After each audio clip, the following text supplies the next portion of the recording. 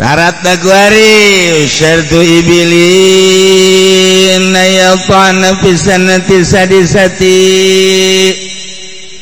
lamun urang de korban make onta eta teh kudu mencukupi persyaratan kurban syarat lamun dina onta mun make umur ieu umurna teh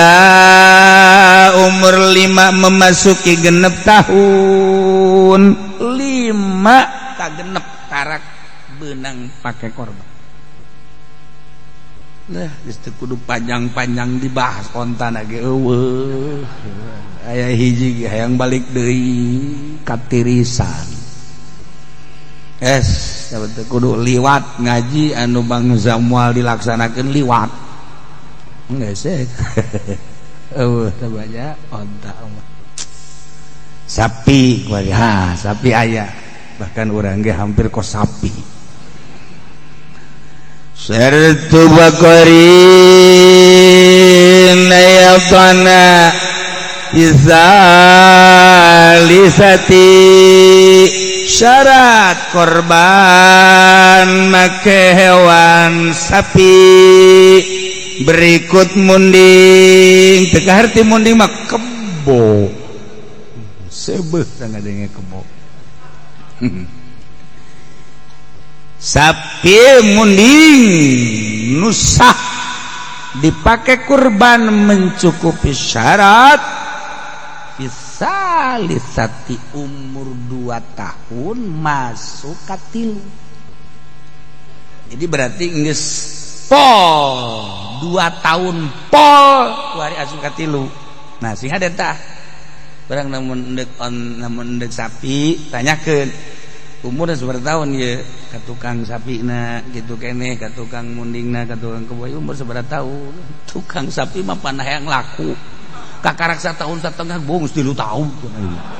goblok tukang sapi mah belon karena bagus tuh main-main karena 3 tahun pan cenah ieu mah leutik emang ieu mah turunanna leutik ceng ieu sapina mah geus mau geus pokona geus lah geus nya murah cek nyana teh nya ampun tukang sapi mah kos teu nyawa aturan. Jadi kudu aya sertifikat umur sebenarnya mah. Ieu teh sapi teh bin saha umurna sabaraha. Kudu aya silsilahan.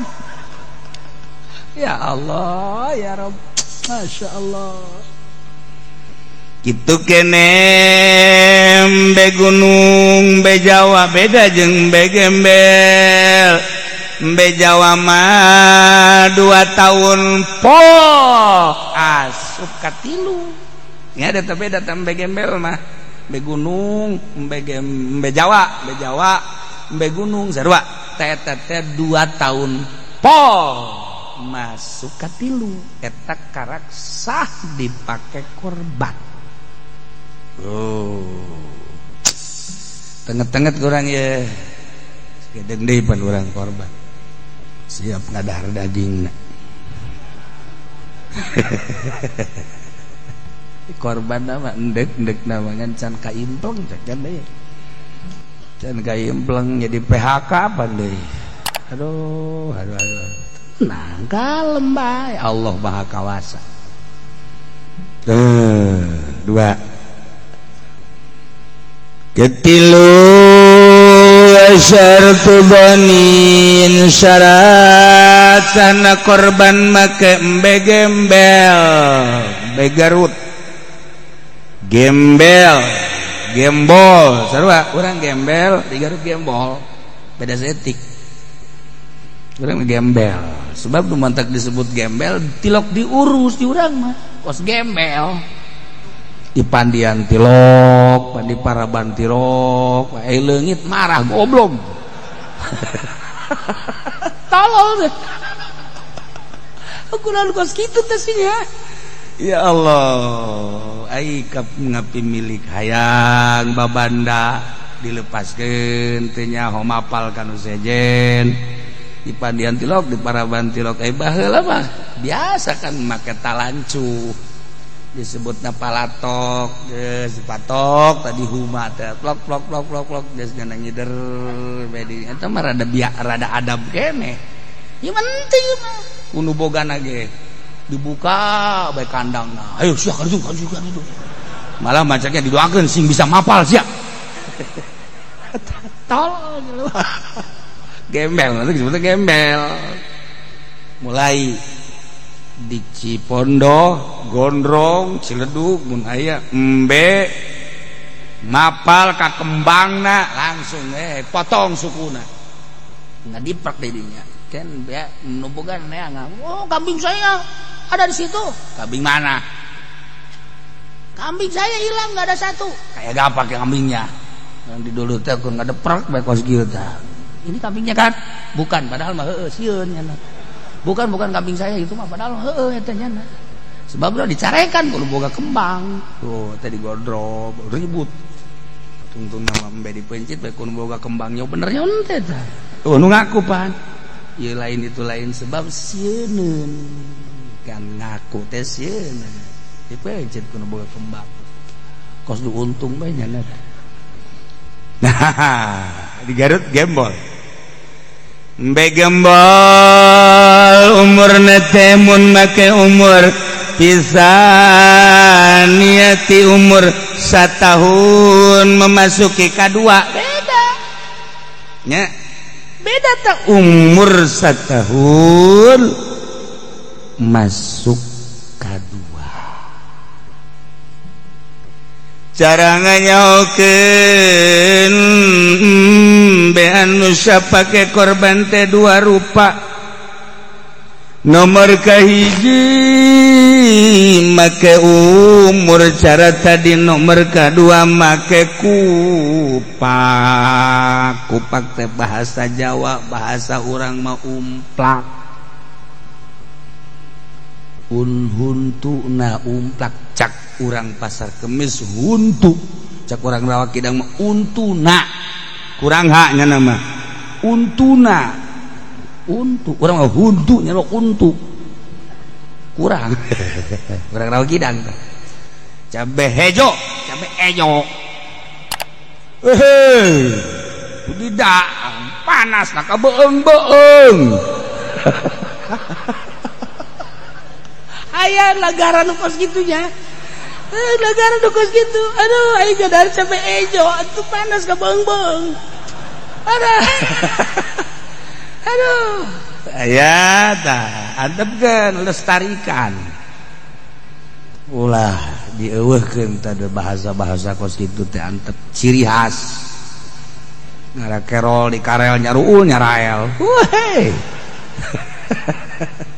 milu dibuat di ewe rurah di jero-jero acang garila ieu ngadengeuna anu teu garden mah eta teh pajar cabul lain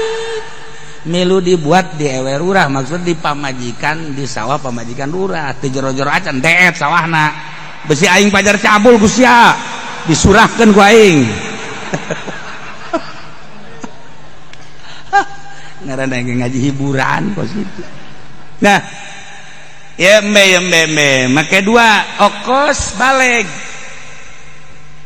kalbulu baleg aya 2 rupa hiji bisani nomor kaduana ihtilam nganyahokeun seseorang baleg bisa ku umur sabaraha umurna lalaki 15 tahun atawa encan 15 tahun karena kehitungan mah 13 14 tapi geus ngimpi jima keluar cai mani baleg eta umur mah cenah kakarake 14 tapi geus ngimpi geus sabaraha kali ngimpi aya bareng bangsa 50 wah ya budak dol tak baleg teh kos kitu teh baleg ya Allah ya Rabb jadi babari urang ku ngaji mah jadi nyaho oh mun aya hiji awewe bapana maot kemudian deuk ditikahkeun teh angan walina eueuh aya ge adina umur sabaraha umur 14 tahun can baleg cak umur can baleg ge tanya ulah pernah nanya saya umur berapa lahir kula tahun sekian jadi kuari kata ke 14 asuh aing tanya be ya Mbak Haji mah siang geus kalah cemanin ya sia hehe kitu kula ente mah serius ya pandek nikahkeun tetes sia mantang dipanggil ge ye sia geus ngimpi kaluar cemanin hehe ya soheh geus atuh ikos ge mah urang kudu berani kos kitu jadi kiai teh ya sia tah tuh walina sia aya teh ustad teh ki cidok umur ka karek ge 14 dan 15 geus tanggung jawab aing emang kunaon geus hehe nyana cek jadan teh wakil bae ka kieu boleh geus wakil asal nyaho bae aturan-aturan wakilna emang kunaon sabaraha duit ceuk mirena tuh sia mah hitung-hitungan kadinya kos kiai Golkar bae goblok. Nah eta carita umur carita balik ieu ge sarua nya abeh jelas ya urang abeh jelas sebab menghadapi bulan raya Dzulhijjah gembel mun umur mah kuduna satahun masuk ka 2 tahun full masuk ka 2 berarti 12 ka 13 14 15 terserah yang penting full setahun ieu maka karek pas satahun atau kurang cuman calangapkeun rek rogoh geus umplak geus asal geus umplak bae bahasa kolot kupak geus sah pakai kurban mah Masya Allah babari sebenarnya bae geus nyaho mah ulah bae dicabutan ku tukang embe ya sia diumplak-umplakeun sia going tukang embe jahat goblok gawe dan ngumplak-ngumplakeun embe teh ya da ieulah urang supaya jelasnya abeh ibadah urang teh mencukupi persyaratan jadi ngeunaheun urang teh tasbih pas bisa